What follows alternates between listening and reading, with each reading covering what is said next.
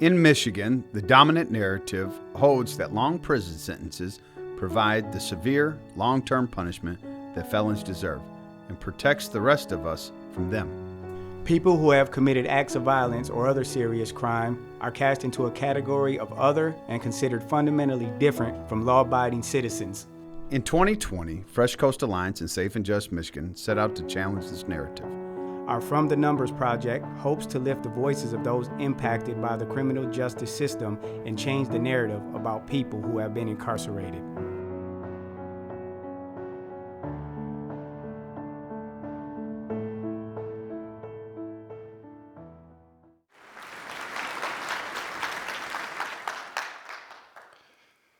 How you doing? My name is Rick Speck, and I'm very honored and humbled to be a part of this project From the Numbers. You know, I'm going to start a little bit about telling a story about a young boy who moved from the east side of Detroit to the suburbs of Detroit, who grew up seeing his father on the weekends, who grew up with other siblings, but never really felt like he fit in.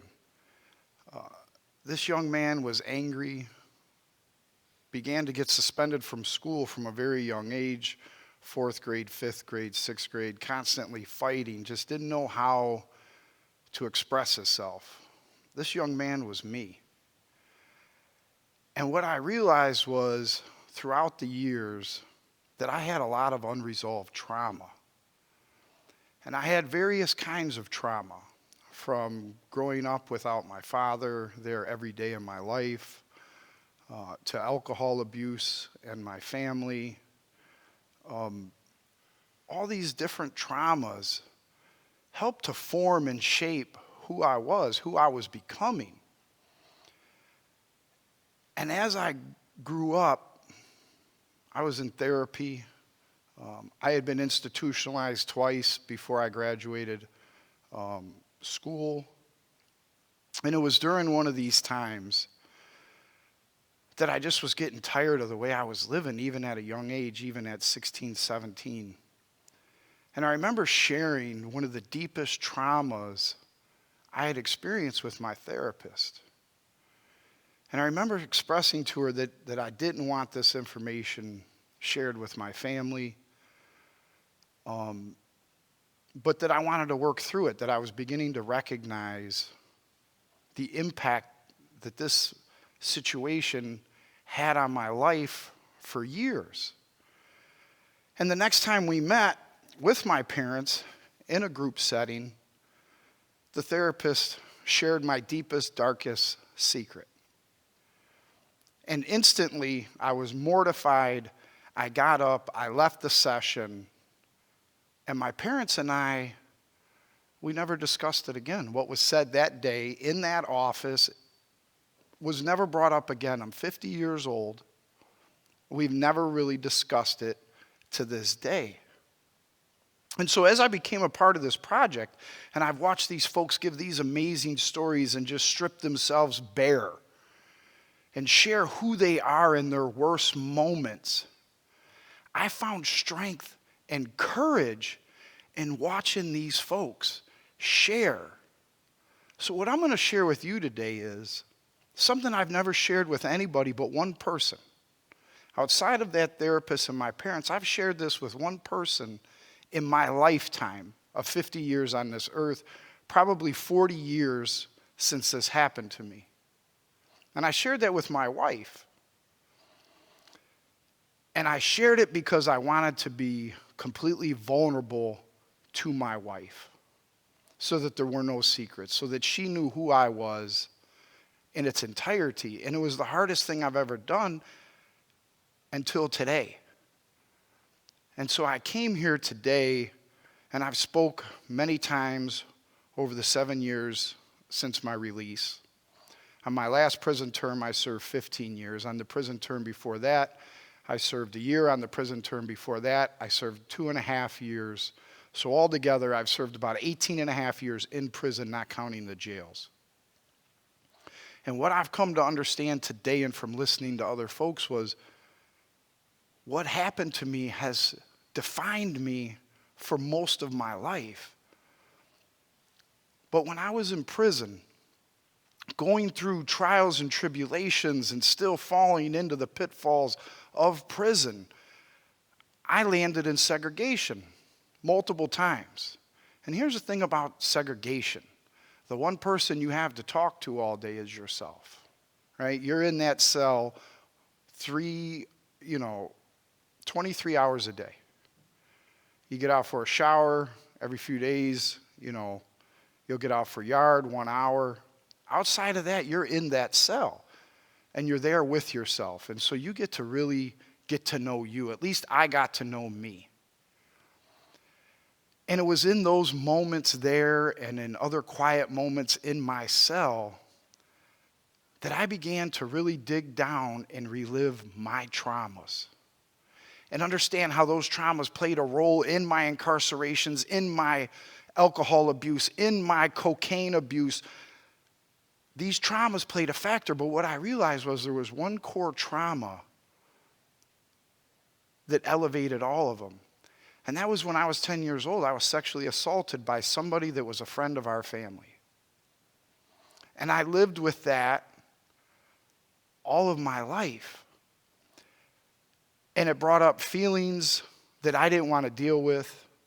And so again, it led me to further abuse myself. It led me to where people thought, oh, Rick did this, Rick did that.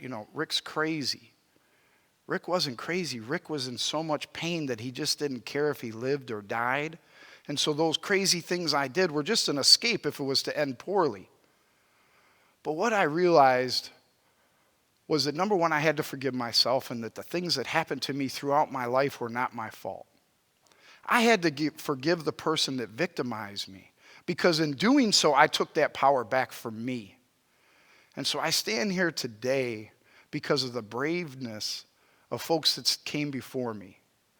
And I share this story so that these unresolved traumas do not continue to affect your life the way it has affected mine, which resulted in 18 and a half years of incarceration, which resulted in me not being a father to the 2 children that I helped create.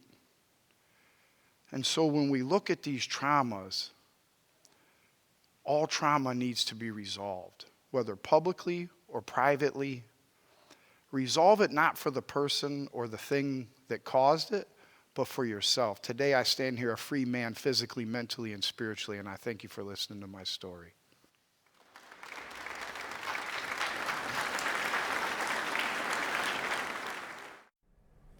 So Rick, in your speech, you talked about the trauma you went through at 10 years old, and you talked about how important it is to resolve that in forgiveness. For the countless people who's been through the same thing, they've heard of forgiveness and to forgive and to resolve it. But the question is, how? How do you forgive? How did you forgive? I'm sure a lot of people would want to know, how do they do that? Well, for me, I forgave because although I never committed an act like that, I did commit acts that I needed to be forgiven for, right? Both forgiven, by myself, but also forgiven from the folks that I caused harm to. The reality is all of my crimes weren't victimless. I committed an armed robbery that involved weapons and people being zip-tied. And would I want those folks to give me forgiveness for the amount of trauma that I inflicted on them? Yeah, I did. I sought forgiveness. And so to forgive that person wasn't so much for their benefit, but it was for my benefit, because in forgiving them, I took back that power and control over me and myself. And so the forgiveness really came after that person passed away and was even no longer with us. I was still able to forgive. That's good. You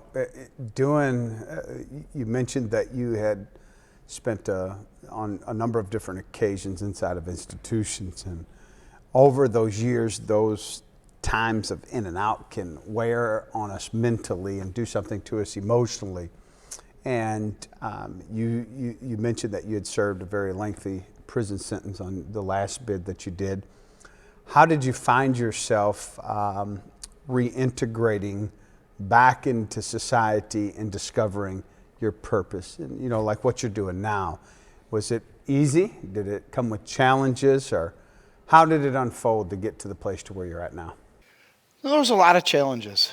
There were a lot of barriers, both real and imagined, that held me back.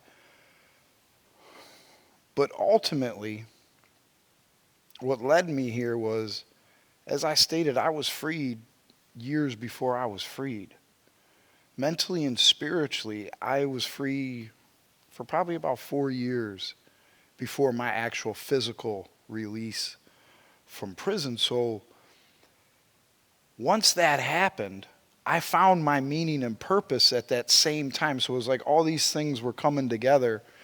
And for me, I found meaning and purpose in helping other folks. I found meaning and purpose in giving people skills and tools to help them express themselves, to be able to share things in a way that was healthy.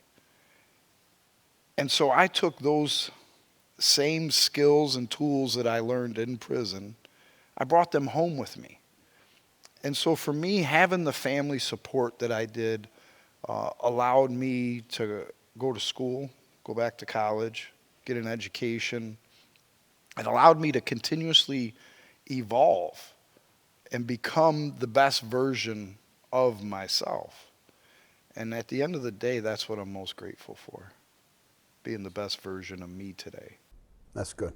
Thanks for being with us and sharing today. Thank you.